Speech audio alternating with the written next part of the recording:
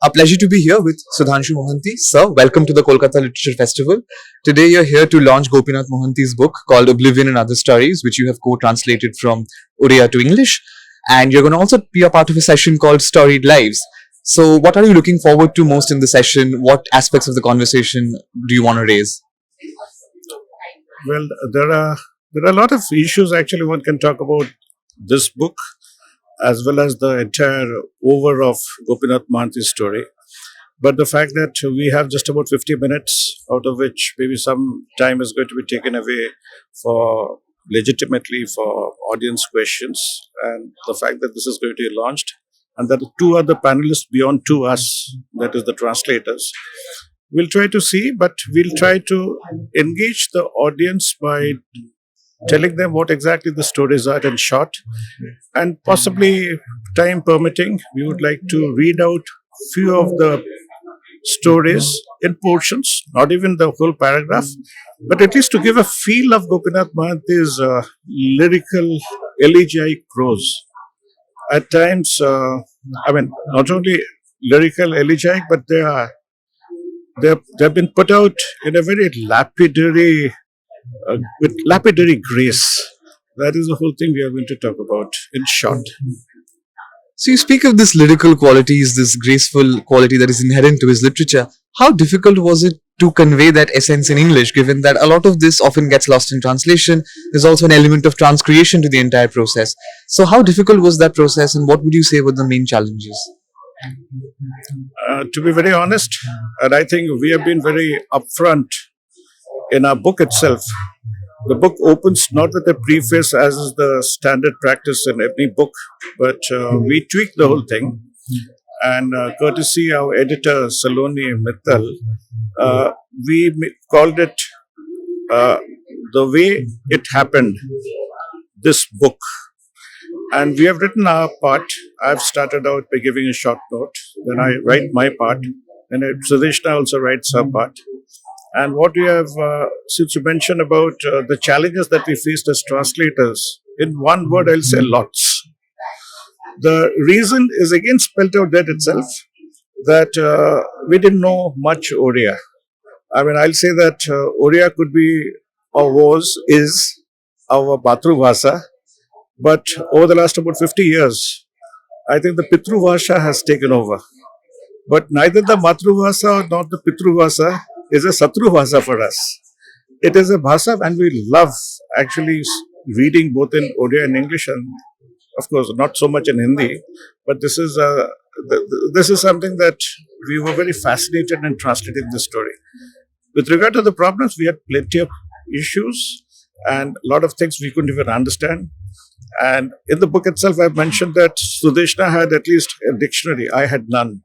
So, but I bounced these thoughts to friends who knew about the book or his writings, who know about a lot of words which are not so much in use today.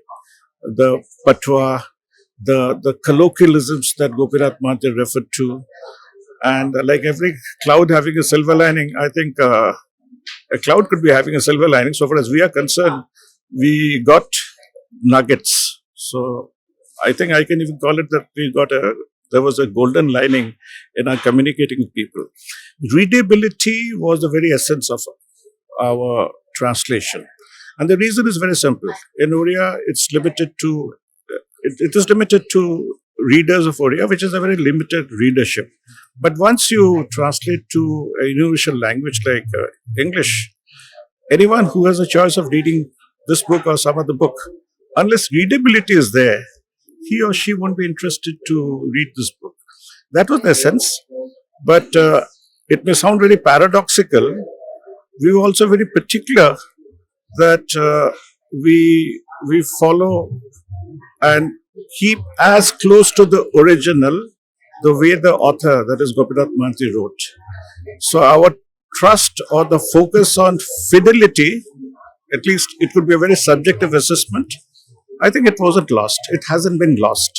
That's how we have done. Wonderful. What would you say were the themes in Gopinath Mohanty's literature, particularly in this collection in Oblivion and Other Stories, that really stood out for you, that you found the most appealing and the most resonant? I think I mean, this is a question that has occurred to me many a time, and you would have heard about, if I remember rightly, it was K.N. Raj who talked about that India is a twin nation. There is India, there is Bharat. I think the fact that Gopinath Mohanty was in the Orissa provincial service, I can't say that he lived in Bharat. He lived in India, but at the same time, his stories he lived in the margin between Bharat and India, and his stories deals with the marginalized section of the society who have been invisibilized and otherized by the educated class. They are dispossessed. They still are. They still are. They were disenfranchised. And there was also exclusions in terms of the social caste and caste divides. So his focus is on these people who are not much cared about by people in India.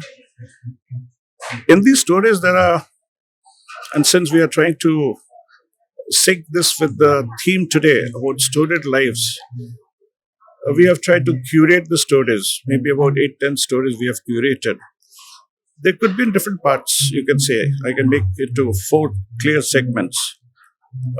One is the primordial stories, which deals with the women not being given the status nowhere near the men, and the exploitation of women, the commodification of women, which doesn't happen in the case of the men. Men are not commodified.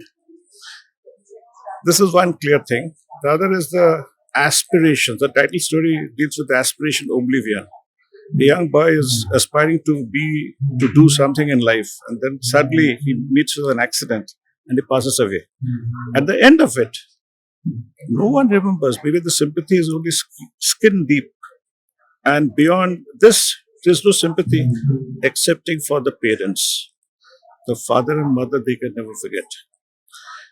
I think there is another theme which is it's a hierarchy, and this hierarchy stems from the upper class and the low class.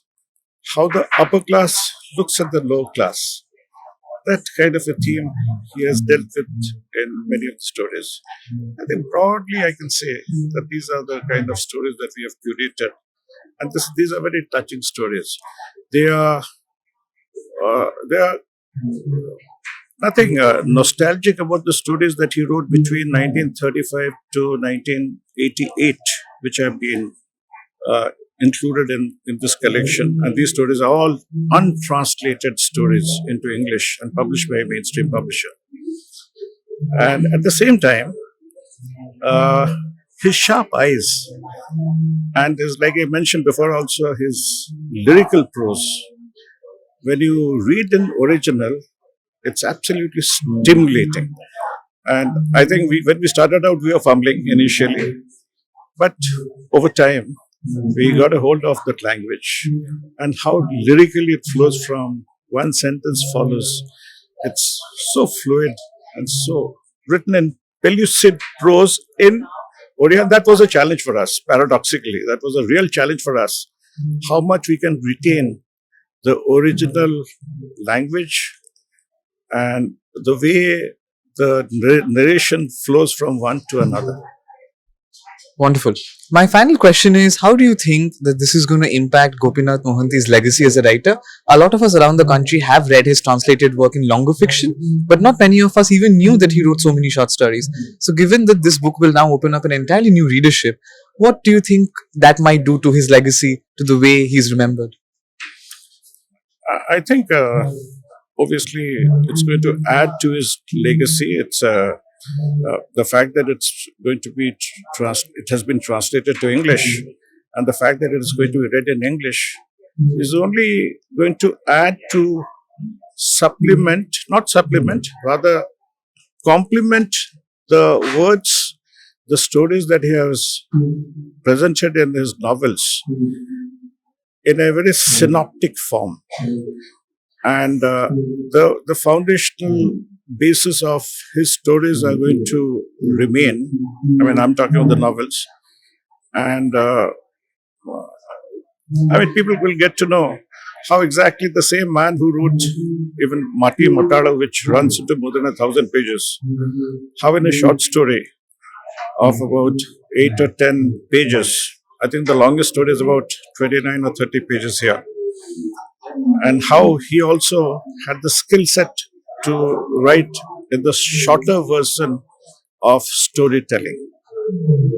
There is still the sense of his excellence, if I may put it that way. Yes, of course, doubtless. There is no question of that. I mean, stories stir people's heart. Maybe some people are not stirred by some stories, but some other people are also stirred by certain stories. And there is nothing avant-garde about his stories. They are pretty banal, everyday stories, which people, if they peel off the epidermis, they will get to know that below the epidermis there is a hypodermis, and below that there are a whole lot of veins and arteries moving around and circulating and making the body function as one organic whole. It's like the magic that lies beyond the mundaneness of daily existence. Yes, I think the closest thing which comes to my mind is, I'm a great fan of Bertrand Russell. And when he picks up few things from everyday life and speaks his mind, that whether how flawed it is, mostly these are flaws, and brings it to the center stage, front and center. I think even the most intellectual who would have read his works and not been very stirred by that story will pinch himself or herself and say that, oh, this is something part I had missed out. Let me take another relook. I think that's a very wonderful thought for us as translators. Fantastic. Thank you so much, sir. Have a great time at KLF. Thank you, Priyam. Thank you. Thank you so much.